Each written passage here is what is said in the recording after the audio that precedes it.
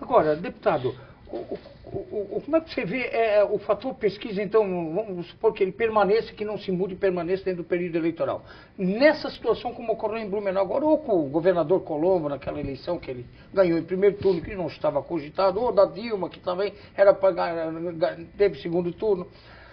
É os dados estatísticos levantados, ou na hora de analisar esses dados e soltar para a mídia, ou também tem sacanagem nas pesquisas? Porque quando você olha uma pesquisa Ibope, primeira coisa que Ibope se liga Globo, se liga... Não, isso aqui é uma coisa séria. E depois dá um revés tão grande, como estava em terceiro, nem chegou, o que estava em primeiro chegou em terceiro, chegou em segundo. Mas que coisa de 2, 3 dias. Existem institutos e institutos.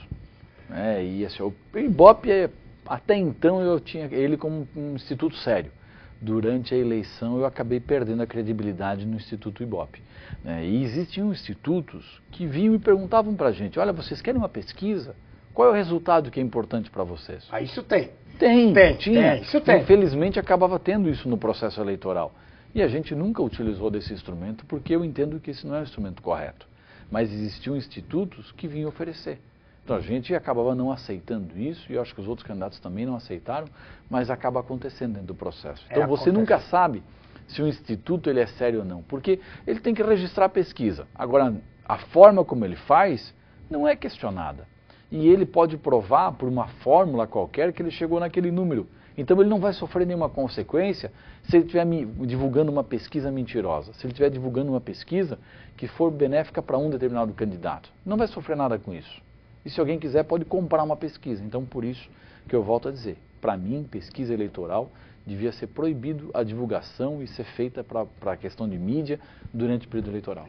E o povo o eleitor fica só esperando a saída da pesquisa, né? Acho que vai sair uma? Quando é que sai? Quando é que sai a pesquisa? E as pessoas vão, eu vou votar naquele candidato que está na frente. Eu vou votar naquele candidato que é o único que tem chance de fazer com que o outro não se eleja. Então, acaba mudando a decisão do eleitor. Então, em vez de a pessoa votar pela proposta, votar por quem ela acha que está mais preparado, votar quem ela acha que está melhor para a cidade, vota com base no resultado de uma pesquisa. E aí muda o cenário político. Muda o cenário político. Estimado, o vereador Napoleão Bernardes, hoje prefeito eleito de Blumenau, era da base do governo. Sim. Estavam todos juntos harmoniosamente até as convenções. Não conseguiu juntar isso tudo para fazer frente a uma candidatura da Ana Paula do Partido dos Trabalhadores? Mais ou menos o que aconteceu em Rio do Sul, né? Todos na mesma base, acabou...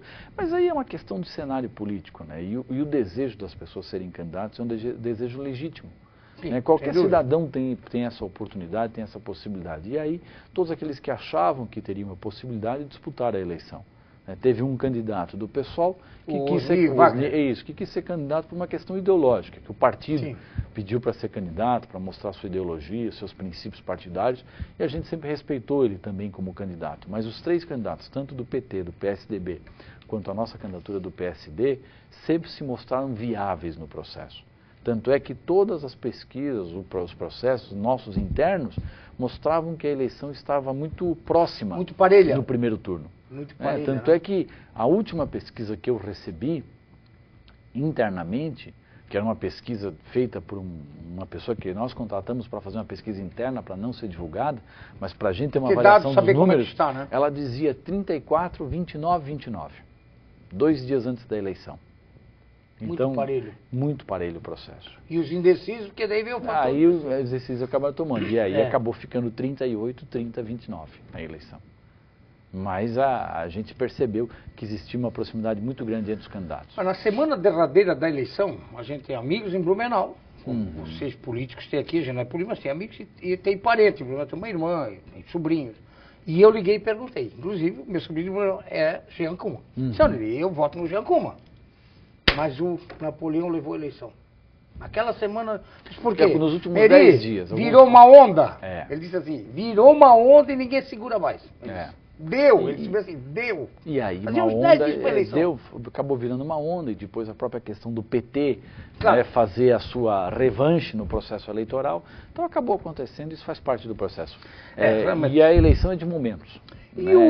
Assim como o Décio Lima se elegeu também numa onda contra o Wilson Wandal, assim como o João Paulo Clanubing se reelegeu contra o Décio. PMDB ajudou muito. Todo esse processo acabou né? acontecendo. PMDB do Renato Viana, do que Renato, ele articulou tudo. E a eleição que era do Wilson Vandal acabou sendo do vereador Décio Lima, que ninguém cogitava. Exatamente. Ou seja, a mesma coisa. O processo se repetiu. Às vezes também não tem muito o menosprezo em cima do candidato, porque o Décio Lima, na época, vou até voltar um pouquinho a história, que a gente acompanha, Blumenau a gente acompanha muito.